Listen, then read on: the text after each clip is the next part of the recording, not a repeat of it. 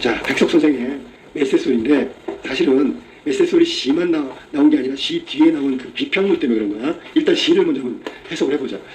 백석 선생은 아주 유명하고 시를 잘 쓰시는 분이야. 스토리가 있는 분이야. 뭐 시 같지는 않아. 좀 이야기 같아. 메세소리 해보자. 처마 끝에 명태를 말린다. 처마는 지붕 끝이 처마잖아. 물이 똑똑 떨어지는. 거기 끝에다 줄여갖고 명태, 잡으면 생태인데 그걸 말리면 명태가 되겠지, 그지? 명태는 꽁꽁 얼었다. 그러면 이건 겨울이고, 우리가 솔직히 명태라고 안 그러지 동태라고 그러지, 그지? 아무튼 명태라고 했으니까 겨울에 얼렸다 녹였다 하는 그 명태를 말하는 거야. 계절적 배경을 겨울이라고 안 그러고 그냥 꽁꽁 얼었다라고 얘기한 거지.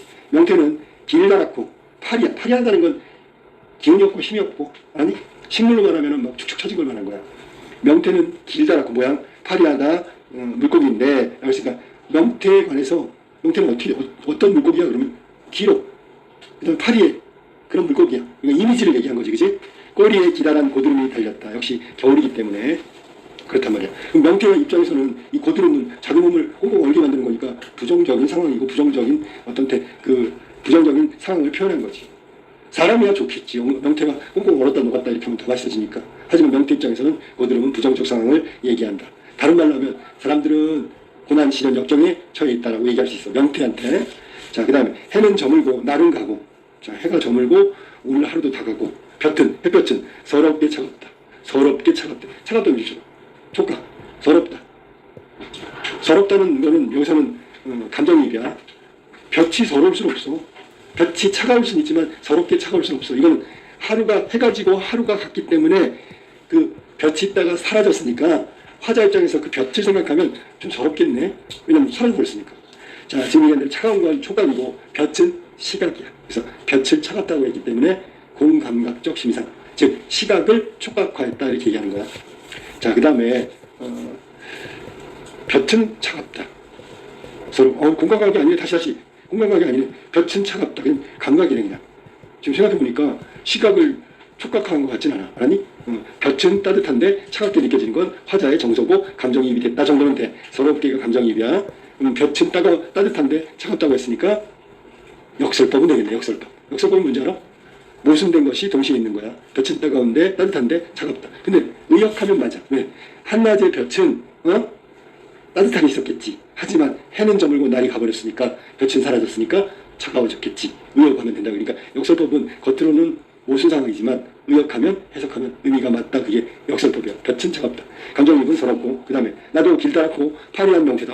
자기를 명태라고 얘기했어. 이걸 동일시라고 하는 거야. 동일시. 똑같다. 나를 명태라고 했으니까 시적 화자와 명태를 동일시한다. 왜 그러냐면 잘 봐서 이거 아까 명태가 기다랗다고 그랬잖아. 그리고 고드름이 열려있는데 고드름이 열려있는 게 명태한테는 부정적 상황이잖아. 화자 역시 지금 상황이 명태가 고드름이 열린 것처럼 부정적 상황이야. 별로 안 좋은 상황이야. 그래서 동일시하고 있는 거야. 문턱에 꽁꽁 얼어서 가슴에 길다란 고드름이 달렸다. 자, 실제로 화자는 고드름이 달린 걸까? 아니지. 마음속에 가슴속에 고드름처럼 이렇게 차가운 것이 걸려있다. 그런 뜻이야. 왜? 문턱에 꽁꽁 얼어서, 그러니까 여기 지금 계속 바깥에 있었단 말이지. 왜 바깥에 있었는지는 잘 모르겠어. 하지만 바깥에 있었다는 건 맞는 거고, 명태처럼. 명태가 고드름이 열린 건 진짜고요. 마음속의 고드름은 명태가 얼어붙은 그 고드름 같은 것이 마음속에 있다는 비유적 표현이야. 알겠지? 나 몸도 얼었고요. 가슴속에도 길다란 고드름이 달렸다. 이게 명태라는 메세소리라는 백석의 시잖아. 그지? 근데 갑자기 왜 메세소리가 됐을까? 자, 이 시는 명태를 제재로 한 건 맞는데 왜 바깥에서 계속 서성였을까라고 하면 이건 그리움이야. 어떤 그리움이냐면 고향에 대한 그리움이야. 지금 고향을 떠난 화자는 고향을 그리워하면서 바깥에서 서성거리고 있는 거야. 이 바깥이라는 게 진짜 그냥 실외도 되겠지만 고향이 실내라면 고향 바깥에가 실내라는 뜻이야. 뭐 그런 뜻도 해석이 가능해. 자, 이 시는 그렇게 어려운 시어가 없지. 그러니까 일상적으로 쓰는 시어니까 우리가 용어니까 이거를 평이한 시어, 일상적 시어 이렇게 얘기하면 돼. 두 번째 이 시의 특징은 은유적 표현이야. 볕은 차갑다 라든지 나는 명태다 라든지 이런 것들이 은유적 표현에 해당한다. 일행에서는 명태를 말리고 있는 거고, 이행, 삼행, 사행에서는 꽁꽁 얼어있는 명태의 모습이 나왔고, 오행에서는 시간이 지나가는 거지, 그지? 경과하는 거지. 날이 저물고, 해가 저물고, 뭐 이렇게 하고 있는 상황이고, 6행부터 7행, 8행, 마지막 3행은 나도 명태처럼 꽁꽁 얼었다. 화자의 모습이 마치 명태와 같다라는 명태와 화자의 모습을 동일시하고 있는 거지. 자, 그러면 명태는 처마 끝에 꽁꽁 얼렸고 나는 문턱에 꽁꽁 얼려 있는 모습이고, 이게 또 똑같다는 얘기야. 처마 끝에 매달려서 얼려 있고 나는 문턱에서 서성거리면서 오랫동안 있어서 꽁꽁 얼어 있고, 그다음에 명태는 길다랗게 생겼는데 파리하다 그랬지. 나는 길다랗고 역시 파리하다. 그다음에 꼬리에 달린 고드름이 있고 나는 가슴에 달린 고드름이 있다. 이게 다 결국 명태는 화자고 화자는 명태, 혹은 화자의 또 다른 모습이 명태라는 얘기야. 이걸 분신이라고 하는 거야. 화자는 지금 명태를 보면서 자기 자신을 보고 있다? 오케이, 맞는 얘기야. 그렇게 본다면 명태는 분신이면서 자화상, 자신의 모습이라고 얘기하는 거야. 이게 메세소리, 백석의 시고. 자, 뒤에 보자. 시일기의 네갈래길, 백석의 메세소리. 자, 정급별, 시인이기도 해. 이 시는 백석의 여러 시 중 드물게 짧고 간결한 시다. 그러니까 백석 시는 아까도 선생님이 했지만 서사 스토리가 있기 때문에 마치 이야기를 하듯 굉장히 길어하니, 근데 이 시는 특별히 짧다. 시는 어느 집 처마 끝에 고드름을 매단 채 꽁꽁 얼어붙어 있는 명태를 보여주고 있어. 그리고 있다, 그 모습을 보여준 거야. 그러면 이미지로 한다면 시각적 이미지가 되겠지, 그지? 명태는 기다란 데다 얼기까지 했고 꼬리에 기다란 고드름을 매달고 있어서 더더욱 파리해 보인다. 축축 늘어지고 힘이 없어 보여. 게다가 시간까지 해가 저물고 날은 다 가버렸어. 그럼 전혀 저물녘 겨울 볕이니 얼마나 차갑겠어. 서럽게 차갑네. 화자의 감정이 서럽게가 들어갔지, 그지? 화자는 명태를 보면서 기다랗고 파리한데 햇볕도 없이 날은 저물고 해도 저물고 얼마나 추울까. 서럽게 춥네, 뭐 이런 얘기야. 별이 차갑다라는 모순되는 감각의 이미지. 볕은 차가운 게 아니라 따뜻한 거지. 아까 역설법이라고 얘기한 거야. 모순되는 감각의 이미지. 이런 맥락에서 생성되었다. 왜 볕이 차갑다고 했을까요? 바로 그게 여기야. 볕은 서럽도록 차갑다. 여기서 시작된 거란 말이지. 마치 한 컷의 흑백사진을 보는 듯한 탁월한 이미지다. 이 시의 놀라움은 제목 메세소리에서 나온다. 시 본문에는 메세소리커녕 메세의 흔적조차 나오지 않아. 근데 제목은 메세란 말이야. 메세 소리가 왜 나오지? 명태의 시각적 묘사에만 집중하고 있을 뿐이다. 그렇지? 우리가 그림을 그리거나 사진으로 표현한다면 명태가 이런 거가 나올 거 아니냐. 그래서 시를 다 읽고 나면 왜 제목이 메세 소리일지 한참을 생각하게 된다. 그러나 메세 소리는 시에서 결정적 역할을 한다. 길다랗고 파리한 명태의 시각적 이미지에 깨끗하고 맑은 청각적, 네모쳐, 깨끗하고 맑은 청각적 울림을 네모치고 또 시의 의미를 풍요롭게 해준다. 그래서 결국 시각이라는 명태의 기다랗고 파리한 모습을 보여줌으로써 맑고 깨끗한 어떤 메세 소리의 울음소리가 떠오르게 만든다. 그러니까 시각을 통해서 청각의 울림을 유발시킨단 말이야. 제목이 메세 소리란 말이야. 자, 메세 소리 제목의 효과 한번 볼까? 시각적 이미지를 통해서 청각적 효과를 더해준다. 그래서 제목이 메세 소리의 의미를 알겠다. 우리가 지금 정급별이 얘기한 것처럼 맨 마지막에 시의 의미를 풍요롭게 한다. 이 제목이 주는 거야. 다시 한번, 메세 소리라는 제목은 시각적 이미지에 청각적 울림을 더해주는 거고, 두 번째 시의 의미를 풍요롭게 하는 거고, 그 다음에 화자가 있잖아. 아까도 얘기했지만 고향을 떠났다 그랬잖아. 그러니까 그리워하고 기다리고, 기다린다는 건 이제 고향 가는 것을 얘기하는 거고, 기다림이라든지 뭐 이런 마음을 강조할 수 있다라는 게 이게 지금 메세소리라는 제목의 효과란 말이야. 이해됐어? 자, 그 다음에 그러면 이게 지금 이 고향을 떠난 타향살이에서 오는 어떤 서글픔, 서러움, 차가움 뭐 이런 걸 느낌인데, 이 화자는 그럼 고향에 갈 수 있을까 없을까? 갈 수 있을 것 같아. 힌트가 뭐야? 문턱에서 서성대잖아, 그지? 문턱이라는 게 뭐야? 문턱이라는 건 문의 바닥에 달린 거잖아. 문턱을 넘는다는 것은 문 밖으로 나간다는 거잖아. 그럼 고향 쪽으로 갈 수도 있겠네. 문이 만약에 꽉 잠겨 있다면 못 갈 것 같은데, 문턱에 서성대는 거 보니까 지금 갈지 말지 지금 마음속에서 왔다 갔다 하고 있는 것 같아. 그러니까 만약에 고향에 갈 수 있다, 기다림의 대상이거나 간절함의 대상을 만날 수 있다, 그러면 그거는 문턱에서 서성대고 있기 때문이다라고 얘기할 수 있는 거지. 됐지? 이미지 나오죠. 주로 무슨 이미지? 시각적 이미지. 근데 뭐가 떠올라? 청각적 이미지까지 떠오른다라니? 여기 청각이 안 나와. 시간인데 청각이 떠오른단 말이야. 그 다음에 메세 소리하고 문턱. 자, 메세 소리는 어디서 들려? 저 외부에서 들리잖아. 누가 집안에 메세를 키우겠어. 그러니까 외부의 것이 들린다. 그 말은 내부가 소통한다. 문턱에서 서성된다? 문턱에서 소통되니까 출발할 수 있다는 거야. 메세 소리하고 문턱은 외부와의 소통을 얘기하는 거야. 알겠지? 자, 그 다음에 이어서 갈게. 자, 상상해보자. 메세 소리가 들린다는 것은 집 주변에 인적이나 인기척이 드물다는 것을 암시한다. 산속이야. 메세가 뭐야? 산세란 말이야, 알았니? 마당이 비어있으므로 메세들이 지저귀는 것이고 그 지저김이 들리는 거야. 일단은 메세 소리는 조용히 해야지 들리는 거지. 메세가 있다는 건 인적이 드물다는 거지. 무슨 말인지 알겠지?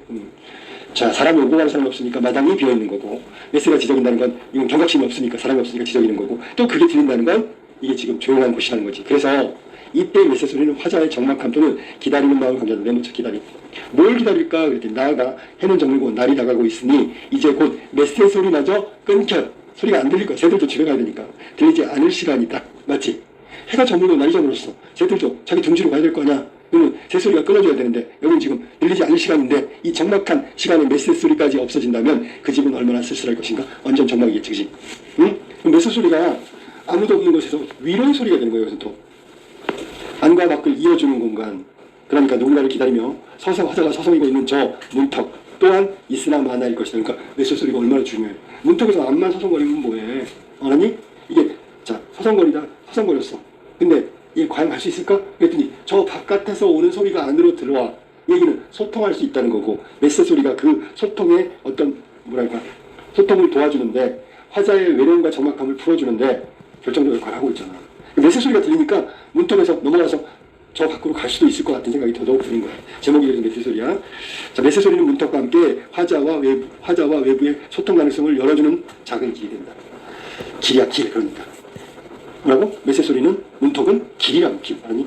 지은 백성은 평북 정주에서 태어나 오산학교를 거쳐 일본에 유학하고 이 시를 발표할 당시 1938년에는 한국에서 교사로 근무하고 있었다. 원산보다 훨씬 더 북쪽인 동해 항구 도시 함흥 그곳에서 섬세한 감성의 젊은 시인이 쓸쓸하게 겨울을 넘기고 있었다. 그럼 이걸 외제적 접근 방법이라고 하지. 작가와 작가의 삶, 작가의 생활과 관련된 것을 가지고 시를 해석하는 거야. 외제적 접근 방법. 현실 반영론이라고 그래. 아니면 작가 표현론이라고 그래. 작가 표현론이라고 하고 외제적 접근 방법, 작품 해석을 지은이의 삶, 작가의 생활 이런 걸 가지고 하는 거야. 그가 보는 모든 것, 그가 듣는 모든 것이 시가 되었다. 나도 길다랗고 화려한 명태다라고 썼듯이 시 속의 명태는 어쩌면 백석 자신의 모습일지도 모른다라고 생각. 화자와 동일시하는 거고. 자, 생각해봐. 시 속의 명태는 지금 뭐 고드름을 달고 있으니까 춥고 쓸쓸하고 뭐 외롭고 차갑고 이런 이미지잖아. 그럼 화자 역시 즉 백석 역시 만약에 그 명태와 동일시된다면 지금 백석의 모습은 쓸쓸한 시인의 마음을 갖고 있다. 뭐 이렇게 해석할 수 있다는 거야. 알겠지? 다음. 시인의 다른 모습인 화자는 문턱에 꽁꽁 얼어가지고 가슴 길다랗고 고드름을 매달고 있지. 그게 명태고요. 여기서 화자가 다른 데도 아니고 문턱에 얼어있다는데 주목할 필요가 있다. 화자는 문턱에 오래 서성했다는 뜻일 텐데 그러니까 얼어있다는 얘기고 몸이 얼고 가슴에는 또 길다란 고드름까지 달고 있으니 누군가를 기다리며 오래 속울음을 울고도 남았을 법이다. 기다림. 하지만 화자가 그렇게 기다리는 사람은 겨울에 오지 않고 있다. 겨울 볕이 더욱 서럽게 차가운 이유는 바로 그거야. 기다렸는데 제외하고 싶은데 만나지 못하고 있기 때문에. 계속 기다리는 연속이니까. 애가 타고 속상하고 슬프고 그게 가슴의 고드름이지. 백석의 시는 그가 살았던 시대, 이건 일정을 넘기고 1938년이라고 했으니까 연결될 때 의미가 더 깊어진다. 그럼 기다린 대상은 독립이 되겠지. 당연히. 무슨 말인지 알지? 주권을 회복하는 거. 간절히 기다리는 그거밖에 없잖아. 뭐로? 일제강점기 현실이라면 조선인 누구나 기다림, 아주 간절하게 기다리면 독립이란 말이야. 그렇지? 그렇게 해석할 수도 있다고. 이건 현실 반영론이라고 하는 거야. 식민지에서 태어나 조국과 고향을 떠나 접하는 삶이 얼마나 외롭고 고되었으랴. 당연히 그랬겠지. 설적 표현. 더욱이 이 시를 쓸 즈음에는 1938년 일본의 억거시탈이 점점 심해져서 만국민의 한이 끝없이 깊어질 때다. 가장 억압, 그러니까 일제강점기 수탈, 억압이 가장 심했던 1938년 전쟁, 1945년을 치닫는 태평양 전쟁이 일어나기 바로 1년 전인 것 같은데 그때 막 다 뺏어갔단 말이야. 숟가락같이 알았니? 바짝 마른 데다가 꽁꽁 언 채 처마 끝에 매달려서 눈물 같은 고드름을 달고 있는 명태. 그게 누군데? 우리 조선인이지. 명태는 아무나 우리 민족의 분신이기도 한 것이다. 기다랗고 파리한 명태가 되어 꼬리가 아니라 가슴에 고드름을 단 채 우리네 슬픈 이웃들은 무엇을 기다린 걸까? 독립이죠. 일제강점기 조국항복 독립이다. 이처럼 이 시를 읽는 재미는 명태의 시각적 이미지와 그 시각적 이미지를 통해서 들려오는 것 같은 메세 소리의 청각적 이미지가 겹쳐 있다는 거지. 시각을 통해서 청각 울림을 나타내고 있는 시야. 그 제목이 메세 소리라고. 그리고 그 이미지들의 사이사이에 시인의 삶이 역사 속에 소리 없는 울림들이 스며 있기 때문이다. 그러니까 시인의 삶은 작가 표현론이고 그 다음 일제강점기 조선 우리 민족의 모습은 현실 반영론이고 그것들이 다 복합된 게 메세 소리라는 시의 다 내용 속에 포함되어 있다. 그런 얘기를 한 거지. 하지만 제일 커다란 울림은 독자 스스로가 채워넣는 각자의 이야기에서 완성된다. 이거 저 선생님 아까 뭐라 했어? 이거 타향살이라는 슬픔이라고 얘기했잖아. 그거는 내가 봤을 때 해석이고 각자 다 다르단 말이야. 그러니까 주관적인 어떤 해석이 필요하다는 거야. 어떤 독자는 어릴 적 건넌마을 혹은 장애하신 엄마를 기다렸을 거고 그 기억을 떠올리고, 어떤 독자는 온다고 하고 오지 않는 애인, 어떤 이유로든 헤어진 그 누군가를 채워 넣어 읽을 것이다. 상상력이야. 또 어떤 독자는 새로운 내일, 따뜻한 봄을 채워 넣어 읽을 수도 있다. 맞지요? 왜냐하면 시인은 비유와 함축, 상징 뭐 이런 거니까 각자 주관적 해석이 가능하다. 시읽기란 작품에서 출발하여 시간 공간의 화살을 타고 깊은 우주로 날아갔다가 다시 자기 안으로 돌아오는 아름다운 여정이기 때문에 독자의 경험은 시를 해석하는 데 중요한 요소로 작용할 수 있다. 뭐 이런 얘기를 하는 거야. 그러니까 이 해석은 전급별의 해석이고 각자 독자들은 다른 해석을 할 수도 있다는 걸 열어놨어. 이걸 열린 해석이 가능하다라고 설명할 수 있는 거예요. 관점에 따라 다 다르기 때문에 독자는 자신이 갖고 있는 배경지식과 경험을 활용해서 작품을 해석하고, 그 해석은 뭐 다양한 해석으로 가능하다. 어떤 정답이 있는 건 아니야. 아니 각자의 배경지식과 경험은 다른 해석을 나올 수 있다는 게 열린 해석에 관련된 마지막 전급별의 해석이란 말이야. 알았지? 이게 메세소리 시읽기의 네 갈래 길이라고 지금 나온 거야. 그럼 다시 한번 정리하면 시의 제목 메세소리는 뭘까요? 그러면 사실은 명태가 길다랗고 파리하게 걸려있는데 그 시각적 이미지를 보여줌으로써 독자들에게 청각적 울림, 즉 청각적 이미지를 떠오르게 하는, 시의 의미를 풍요롭게 하는 두 가지 역할을 하는 게 메세소리 제목이다라니. 그래서 시를 해석할 때 작가에 주목하면 아까 시인의 삶, 선생님 교사였다 그랬지. 이거는 작가 표현론. 일제강점기 현실, 그러면 현실 반영론. 그 다음에 독자는 이 작품을 읽으면서 정보를 얻을 것이냐, 감동을 얻을 것이냐, 뭐 느낌을 얻을 것이냐, 교훈을 얻을 것이냐, 이건 독자 효용론이라고 그래. 이 세 가지를 작가 표현론, 현실 반영론, 독자 효용론, 이걸 외제적 접근 방법이라고 하고, 그냥 시 자체, 시어나 주제, 소재, 상황, 내용, 이미지, 뭐 이런 것들, 심상 이런 걸 가지고 그냥 그 작품 안에서 해석하면 이걸 내재적 접근 방법 혹은 절대주의 관점이라고 부르는 거야. 그래서 어떤 식으로 읽던지 간에 시에 접근하는 거기 때문에 시의 접근 방법이라고 하는 거야. 내재적, 외재적 모두. 자, 그 다음에 독자는 있잖아. 문학작품 해석할 때 어떤 것이 영향을 미치냐면 봐라. 첫 번째, 독자의 경험에 따라 해석이 달라져. 독자의 배경지식, 이 배경지식이 바로 인식이야. 인식이 뭐냐면 수준, 레벨이란 말이야. 그 다음에 독자가 중요하게 생각하는 것, 이게 가치관이야. 그래서 인식과 배경지식과 가치관, 이거에 따라서, 경험에 따라서 작품 해석은 다르게 나타날 수 있다. 알았어? 다시 한번, 독자의 인식 수준, 경험, 가치관, 거기다 하나 더 쓰면 배경지식까지 들어갈 수 있다. 자, 그러면 메세소리를, 자, 선생님 봐봐. 제일 중요한 마지막에 작품의 절대주의 관점, 즉 예지적, 시 안에서만 하면 뭐냐면 감각을 묘사했어. 즉 이미지를 갖고 해석을 해야 돼. 시각을 가지고 묘사했다. 청각적 울림까지 나타난다. 내용은 외부와의 소통하는 게 가능하다는 뜻으로 메세소리가 들리는 거야. 알았니? 자, 그게 이제 시 안에 집중한 거야. 내재적 조건만. 그러면 작가 표현론이니까 시인의 삶은 어때? 그러면 시인은 일제강점기에 살았는데 암담한 현실을 겪고 있다. 맞지, 그지? 그러니까 여기서는 원산바다 위에 있는 함흥에서 아주 춥고 암담한 현실 속에서 살아가고 있는 걸 명태가 얼었다, 가슴이 얼었다 이렇게 표현했다는 거지. 현실, 그러니까 작가 표현론이고, 현실 반영론은 아까 얘기했지만 일제강점기 현실, 기다리고 있는 것은 바로 조국의 광복, 이건 조선 우리 민족 모두의 기다림이다. 이렇게 해석하면 현실 반영론이라고. 독자 효용론, 아까 얘기했듯이 시인은 결국 내면의 울림이니까 여기서 우리가 감동을 받고 시를 보면서 독자 내면에 어떤 울림이 있다, 느낌이 있다, 감정이 있다. 그런 독자 효용론으로 외제적 접근 방법으로 작품을 해석하거나 이렇게 알고 있습니다. 알았니? 자, 글씨는 메세소리를 어떻게 해석했을까? 그러면 메세소리가 전급별은 화자가 있잖아. 내부와 외부를 이렇게 소통할 수 있는 가능성을 열어줬어. 그것 때문에 문턱도 역시 소통이 가능한 공간으로 설정되어 있다. 그래서 둘은 외부로 통하는 작은 길 이렇게 설명한 거야. 알겠지? 자, 그 다음에 우리네 슬픈 이웃들이 기다리는 게 뭘까? 일제강점기 우리네 슬픈 이웃은 우리 민족이고 당연히 조국 공복을 기다리겠지. 이건 시대, 현실을 반영한 문학작품 접근 방법이고 해석 방법이라고 생각합니다. 이게 전급별이 본 메세소리 읽기의 네 갈래의 길이다. 네 갈래의 길이 바로 접근 방법 네 가지 말한 거야. 다시 한번, 네 갈래의 길이 뭐라고? 접근 방법 네 가지. 시인 중심, 현실 중심, 독자 중심, 거기다가 작품 자체. 그래서 작가 표현론, 현실 반영론, 독자 효용론, 내재적 접근 방법, 이 네 가지를 네 갈래 길이라고 얘기한 거고, 시를 감상하고 이해하고 접근하는 방법이라고 생각합니다. 여기서 길이라고 하는 이유는 뭐냐면 그게 방법이라는 뜻이 여기서 말하니.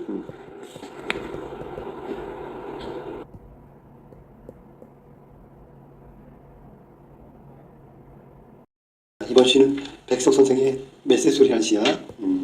내용을 잘 봐야 돼. 자, 볼까? 처마 끝에 명태를 말린다. 처마 끝에 명태를 말린대. 처마는 이 지붕 끝에 있는 거예요. 처마고, 그러면 시적 화자는, 말하고 있는 사람은 뭐 어디 있어 지금? 그 처마 끝에 명태 말리는 거 보고 있겠지, 그치? 알았어? 그래서 화자는 어떤 상황이냐면 처마 끝에 달린 명태 말리는 걸 바라보고 있는 거지, 알았니? 명태라는 게 원래 꽁꽁 얼었다, 녹았다, 말랐다, 얼었다, 막 이런 과정을 통해서 건조되는 거야, 알았어? 그 다음에 볼까? 어떻게 되냐면 명태는 꽁꽁 얼었다. 명태는 길다랗고 파리한 물고기인데 꼬리에 길다란 고드름이 달렸다. 요기 세 가지가 다 시적 대상 명태의 특징이야. 꽁꽁 얼려있어, 얼었어. 그 다음에 길다랗고 파리에 별로 힘이 없는 것 같아, 그지? 꼬리에 길다란 고드름이 달렸어. 지금 화자는 그런 명태를, 자연물을 바라보고 있는 거야. 알았니? 그 다음에 다 한 다음에 다시 자세하게 설명해 줄게. 해는 저물고 날은 다 가고 볕은 서럽게 차갑다. 시간적 배경이지, 그지? 해가 저문 거, 날이 다 갔어. 볕은 서럽게 차갑대. 그러면 여기서는 감각이지, 감각으로 한다면 서럽게 차갑다. 이 부분이 촉각이야, 촉각. 볕은 서럽게 차갑다. 그러니까 볕이란 건 햇볕인데 저녁이 되니까 햇볕은 없어. 알았니? 서럽게 차갑다라고 얘기한 거야. 나도 길다랗게 파리한 명태다. 이거 화자가 있잖아. 대상, 시적 대상하고 같아져 버렸는데 이걸 동일시라고 한 거야. 명태가 있잖아. 고드름이 달리고 길다랗고 파리하다 그랬잖아. 나도 지금 현재 상황이 똑같아. 나도 저렇게 파리한 명태가 돼 있는 것 같아. 알았니? 문턱에 꽁꽁 얼어가지고 가슴에 길다란 고드름. 자, 그러면 원래 명태는 진짜 고드름을 달고 있는 거고 화자는 고드름을 달고 있대. 그게 뭘까? 그러면 내적인 어떤 고민, 고뇌, 그게 고드름이야. 내적인 고뇌, 고드름, 고뇌, 고민. 그러니까 이건 부정적 인식이지. 그러니까 자기 스스로를 부정적으로 인식해도 좋고 상황을 부정적으로 인식해도 돼. 비슷하다는 얘기야. 결국은 화자는 지금 명태 말리는 걸 보고 있단 말이야. 알았니? 그리고 시적 대상, 즉 화자가 바라보는 대상은 명태고 이건 자연물이라고 해도 되고, 알았지? 그 다음에 더 구체적으로 얘기한다면 화자는 추운 겨울날 해가 질 때쯤에 꽁꽁 얼어있는 명태를 보고 그 명태의 모습은 나와 같다, 동일시하고 있다는 거야. 이게 지금 시적 화자의 상황이라고. 알았니? 그럼 결국은 화자는 스스로에 대해서, 내면에 대해 부정적 인식을 하고 있다. 이렇게 얘기하면 맞는 거지, 그지? 자기도 명태처럼 내면에 고드름이 얼려있다. 뭐 이런 얘기를 했으니까. 결국 이 시는 그 겨울날 명태의 차가운 이미지, 그 다음에 또 중요한 게 있어. 저녁은 하강의 이미지야. 왜 하강의 이미지냐면 저녁은 해가 넘어가지, 해가 지지. 이 말은 해가 떨어지는 거야. 그래서 이 시는 하강의 이미지. 그럼 고드름도 어떻게 보면 고드름이 매달려 있잖아. 이것도 뭐 하강의 이미지라고 보긴 좀 그런데 아무튼 저녁이라는 것은 정확하게 하강의 이미지라고 봐야지, 그지? 그 다음에 시선은 명태를 보고 있다가 이걸 외부라고 하는 거야. 외부를 보고 있는 거야. 외부에 뭘 봐? 명태. 그랬다가 내면의 부정적 인식이 오는 거니까 외부에서 내부로 시상이 전개되고 있다. 바깥에 보이는 명태를 얘기하다가 나중에 내 마음을 얘기하는 거니까 내면으로, 내부로 들어오는 거야. 알았니? 그 다음에 시적 대상 명태와 자신을 동일시하고 부정적으로 인식하고 있다. 알겠지? 이게 백석 선생의 메세소리라는 시의 전반적인 내용이. 알았어? 여기서 중요한 거는 시적 화자, 대상, 배경, 정서, 태도 이런 부분을 지금 내가 얘기해 준 거야. 알았지? 그럼 여기 지금 다시 한번 얘기하면 첫 번째 줄에 명태는 시적 대상이고 두 번째 줄, 세 번째 줄, 네 번째 줄 꽁꽁 얼었다, 길다랗다, 파리하다, 그다음 고드름 달렸다. 이건 시적 대상을 말하는 거야. 시적 대상의 특징 몇 가지? 세 가지 정도. 잘게 하면 네 가지 정도인데 그냥 세 줄이 다 시적 대상의 특징을 말한다. 그 다음 줄 해는 점으로 이건 이제 시간적 배경이고 하강의 이미지, 또 차가움의 이미지를 드러낸 부분이고, 그 다음 다시 내면으로 와가지고 화자가 그 외부에서 봤던 명태의 모습과 내면을 동일시하는 게 그 다음 줄. 맨 마지막 줄은 가슴에 길다란 고드름이 바로 화자는 자기의 내면을 부정적으로 인식하고 있다는 부분이에요. 이게 메세소리라니. 그 다음에 이 시를 크게 세 부분으로 나누면 어디까지 하면 처음부터 넷째 줄까지. 여기가 이제 시적 대상과 시적 대상의 특징, 명태에 대해서 얘기한 거고, 그 다음에 배경 말한 게 한 줄, 그 다음에 마지막 세 줄이 하나의 연으로, 하나의 내용으로 묶일 수 있어. 그래서 크게 세 부분으로 나눌 수 있다는 거야. 알았지?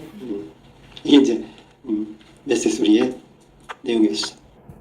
마지막 부분에 나와 있는 그 명태하고 화자의 관계를 잠깐 확인 더 해볼게. 명태와 화자의 관계. 명태는 처마 끝에 꽁꽁 얼어있다. 물론 겨울이기 때문에 얼어있는 건데 이게 밖에 나타나 있는 외부의 모습 중에 화자의 시선에 사로잡힌 거야. 꽁꽁 얼려있어. 그 다음에 명태는 길다랗고 파리하다. 힘이 없다 그런 얘기야. 축축 늘어졌어. 꼬리에는 기다란 고드름이 달려있다. 이게 명태의 모습이고 외부의 모습이란 말이야. 이것과 견주어서 내부의 모습은 화자의 모습은 문턱에 꽁꽁 얼었다. 겨울이었지 역시. 화자도 얼어 있는 상태. 길다랗고 파리하다. 이것도 마찬가지고. 명태는 꼬리에 기다란 고드름이 있지만 화자는 가슴에 기다란 고드름이 달려있다. 그래서 이게 결국은 명태는 결국 화자 자신하고 동일시되는 대상이고 분신이며 분신 또 다른 모습이란 얘기야. 그리고 자신의 모습을 바라보는 것 같은 느낌이 드는 게 지금 화자가 명태를 보고 느끼고 있는 것이다. 그러니까 화자와 명태의 관계 다시 조명하고 그 다음에 이 시는 대부분 그냥 쉬운 언어로 되어 있어. 쉬운 언어. 그 다음에 은유적 표현을 썼는데 은유적 표현이 옆에서 나온 화자하고 명태의 동일시가 바로 은유적 표현이라고 보는데 화자는 뭐고 명태는 뭐다. 그게 이퀄 동일시가 나왔지. 그게 비유적인 표현이고 은유에 해당된다. 자, 그 다음에 이 시는 여기서 이제 봐봐. 작품과 관련시켜서 본다면 메세소리는 다양한 해석을 할 수 있어. 첫 번째 뭐냐면 이 메세소리는 그 메세소리 즉 작품 자체의 표현에 주목하는 절대주의 관점, 내재적 관점이고 두 번째 시인과 관련시켜서는 작가 표현론, 사회적 배경 이거는 현실 반영론이라고 그랬지. 독자의 경험을 중심으로 하는 거 이건 독자 효용론. 그래서 내재적 접근 방법부터 외재적 접근 방법 이런 다양한 해석이 가능한 게 바로 문학작품 시의 해석이다. 자, 어떤 기준으로 시를 해석하든지 간에 시에 접근하는 방법이니까 시를 이해하는 방법이라고 생각하면 돼. 방법이라고. 자, 그리고 이 뒤에 나온 네 가지 이 내재적 접근 방법, 외재적 접근 방법들에 대한 이야기를 적어 놓은 게 비평문이고 그 비평문은 잠시 후에 하도록 할게.